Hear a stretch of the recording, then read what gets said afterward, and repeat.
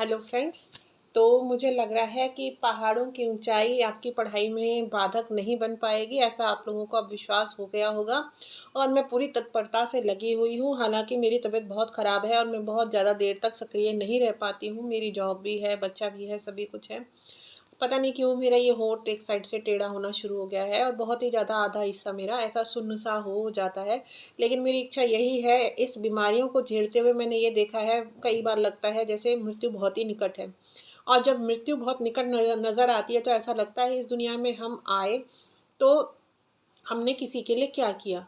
इसी उद्देश्य से मैं बहुत बीमार होते हुए भी ये वीडियोस बनाती हूँ कि कहीं दूर पहाड़ पे रह रही बहन मेरी इससे अगर एमए पास कर लेती है तो शायद मेरा जीवन सार्थक हो जाए, या कोई मेरा भाई एमए पास हो जाता है तो उसकी आंखों से जब वो अपने जीवन में तरक्की करेगा तो शायद मेरे मन में कहीं ऊपर बैठ के अगर देखते होंगे तो अगर आत्मा नाम की चीज़ वाकई में होती है तो मुझे भी थोड़ी सी खुशी मिलेगी। तो ठीक है, अब ज़्यादा बातें हम लोग नहीं करते हैं। अब मैं आपको बताती हूँ लोक साहित्य की परिभाषा। तो लोक साहित्य शब्द दो शब्दों के योग से निर्मित है, लोक और साहित्य। अंग्रेजी के फोक लिटरेचर के पर्याय के रूप में हिंदी में लोक साहित्य शब्द का प्रयोग होता है। लिटरेचर शब्द लेटर्स से निकला है जिसका अर्थ साहित्य के केवल लिखित और पठित रूप को अभिव्यक्ति देता है। डॉक्टर पोखरिया के अनुसार साहित्य की आत्मा केवल लिपि में ही संकुचित नहीं हो सकती, अतः मौखिक साहित्य को भी इसके अंतर्गत समाहित करके साहित्य को और भी व्यापक बनाया जा सकता है। डॉक्टर डॉक्टर सत्येंद्र भी कुछ यही विचार रखते हैं। साहित्य के इस विस्तृत अर्थ में आज मनुष्य की वह समस्त सार्थक अभिव्यक्ति सम्मिलित मानी जाएगी जो लिखित या मौखिक हो, किंतु जो व्यवसाय क्षेत्र की न हो। डॉक्टर स्वर्णलता के अनुसार लोक साहित्य का क्षेत्र बड़ा विशद है। अत्यंत आदिम जंगली अभिव्यक्तियों से लेकर शिष्ट साहित्य की सीमा तक पहुंचने वाली समस्त अभिव्यक्ति लोक साहित्य के अंतर्गत आती है। अब आगे देखिए, डॉक्टर सत्येंद्र मिश्रा के अनुसार लोक साहित्य का मूल्य केवल साहित्य की दृष्टि से उतना नहीं होता जितना उन परंपराओं की दृष्टि से होता है जो नृविज्ञान के किसी पहलू पर प्रकाश डालती हैं। इस साहित्य को यदि आदिम मानव की आदिम प्रवृत्तियों का कोश कह सकते हैं। डॉक्टर सत्येंद्र ने लोक साहित्य की विस्तार से चर्चा करते हुए कहा है, लोक साहित्य के अंतर्गत वह समस्त बोली या भाषागत अभिव्यक्ति आती है जिसमें आदिम मानस के अवशेष उपलब्ध हो।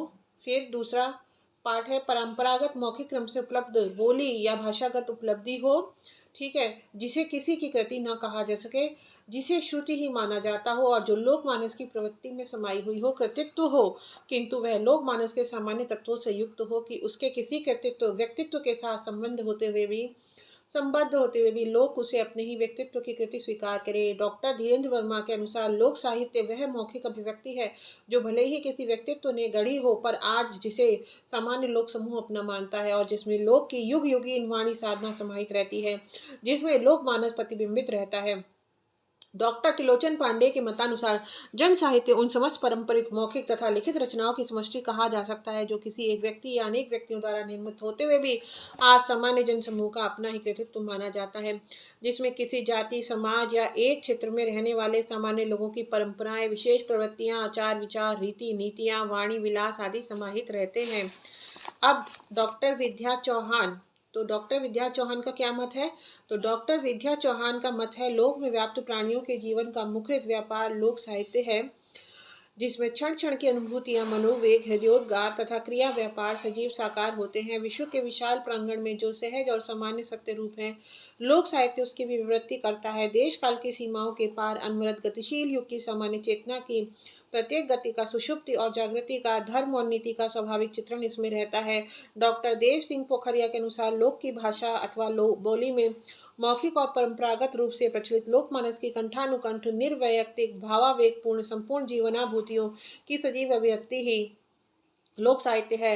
डॉक्टर कृष्णदेव उपाध्याय के अनुसार सभ्यता के प्रभाव से दूर रहने वाली, अपनी सहजावस्था में वर्तमान जो निरक्षर जनता है, उसकी आशा निराशा, हर्ष विषाद, जीवन मरण, लाभ हानि, सुख दुख आदि की अभिव्यंजना जिस साहित्य में प्राप्त होती है उसे ही हम क्या कहते हैं? लोक साहित्य कहते हैं।